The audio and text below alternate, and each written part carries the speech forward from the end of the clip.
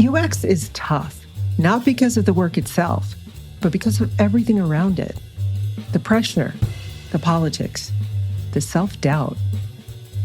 Joe Natoli has been through it all, and for more than 30 years, he's been helping UXers and designers find their way through the challenges that really make or break a career. Not the wireframes or design tools, but impostor syndrome, office politics, bad bosses, and learning to stand your ground. This is Making UX Work, where he tackles the battles no boot camp, book, or conference ever prepares you for, and shows you how to come out stronger on the other side.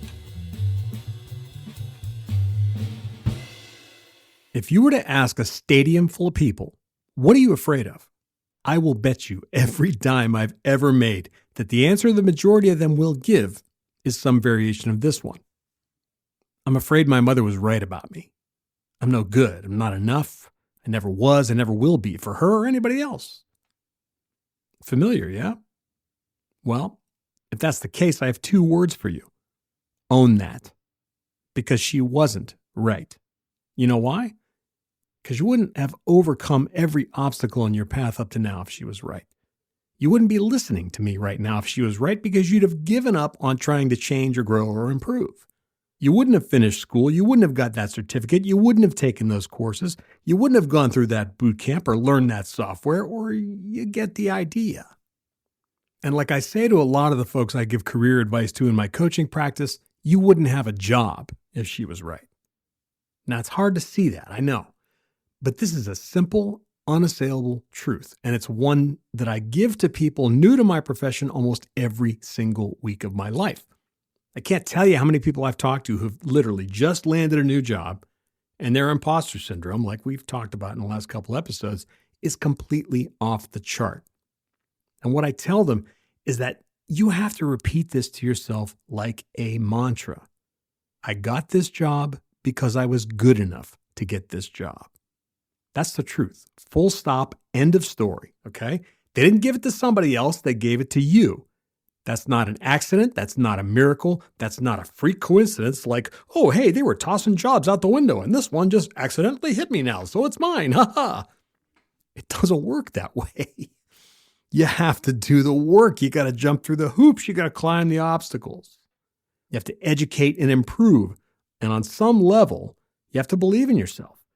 You got to get better at what you do in order to earn that position, in order to get somebody to say, yeah, we think you're the right person.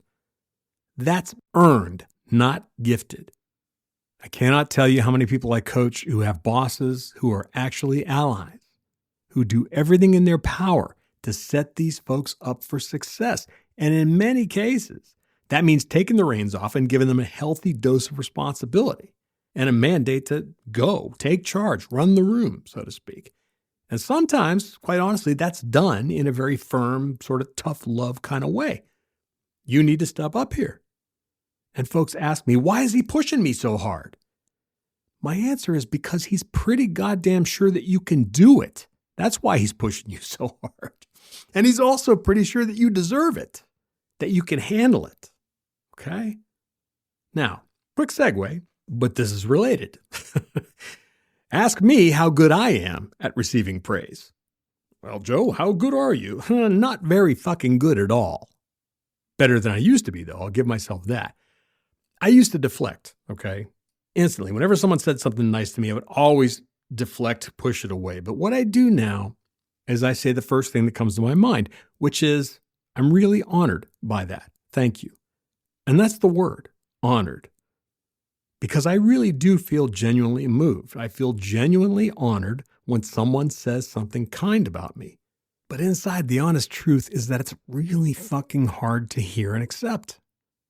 When someone is introducing me at a conference or at a podcast, and the moments where they're doing the laundry list thing of my accomplishments and slinging praise, here's why Joe's the man, the expert, the guru. Those moments are really difficult for me, okay? In my head, I'm just like, could we just get past this part already and not talk about it ever again? Here's the thing, though. There's another part of me that really needs to hear all that. Just like there's another part of you that really needs to hear all that. And you do, at some point in your life, have to internalize some of these positive things. You have to start saying to yourself, as difficult or as foreign as it may feel, I'm in this position because I deserve to be, because I worked my ass off to get here. This person is giving me an opportunity because they think I'm capable of it. Those are facts, and facts do not give a single shit what you think of them. Look, the world is full of people who don't waste their time with other people because they just don't care about them, right? And they'll move on to the next easiest thing, whatever's easiest for them, in a heartbeat. And they'll kick whatever and whoever to the wayside to do it. I say all this because I have lost count of how many people I've helped who were stuck in extremely toxic work situations. And those toxic humans were their bosses. So if you're not in that situation, I think that speaks volumes about your managers or your boss. But I also think it speaks volumes about you. If you're a UX or product designer frustrated by resistance, rejection, or being ignored, Joe Natoli wants you to know it's not you. After 35 years working with teams inside global enterprises, he created the UX 365 Academy to show you what's really standing in your way and how to move past it. Textbooks teach theory.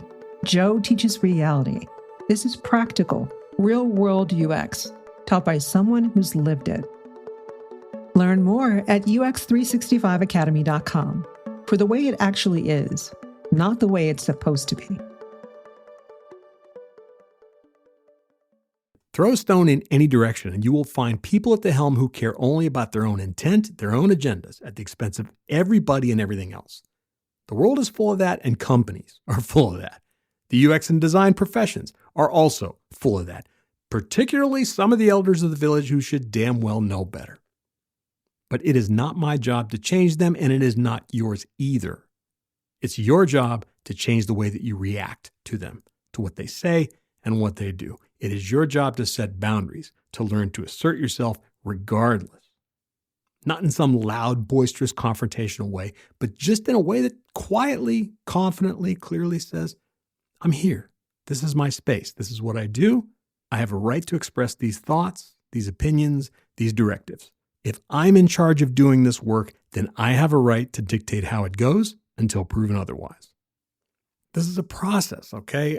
All these things I'm suggesting to you are parts of a larger process of reclaiming your right to exist.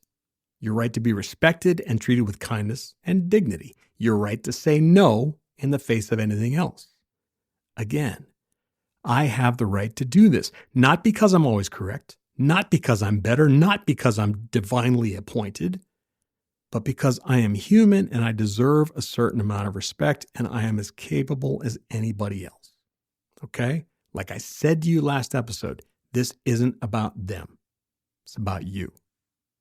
Now, one more thing before I leave you. When this stuff comes up for you in the moment, when it's handicapping you in some way, you got to have some concrete ways to respond in those moments, which, if you've been paying attention, has been a theme in our last couple episodes. A planned, canned response, for example, will get you very far. We talked about countering your emotions in the last 2 episodes, right? Well, that becomes a lot easier if you have a set, scripted way of responding to specific situations. And when you do that often enough, eventually it becomes second nature. And pretty soon, in the exact same way that your body jumps to that panic stress response now, these responses that you've developed become second nature as well. So before you even know you've asked it, what comes out is, well, I can see that you're passionate about this, so tell me more about what's behind it. Things like that. I have certain phrases that I use that are now habit, okay? They're out of my mouth before I've ever even thought about saying anything. So you get to that point where your responses can change the temperature in the room. The nature of the conversation changes without you having to think too hard about it.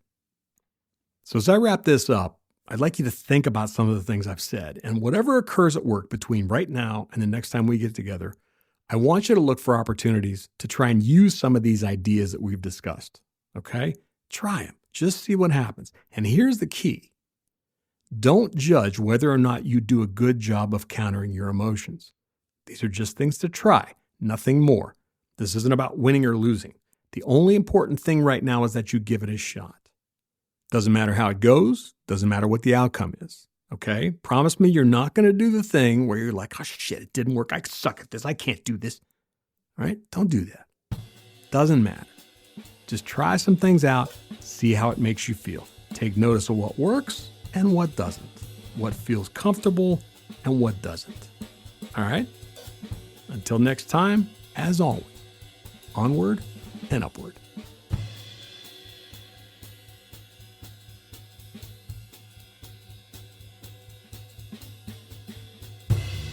You've been listening to Making UX Work with Joe Natoli.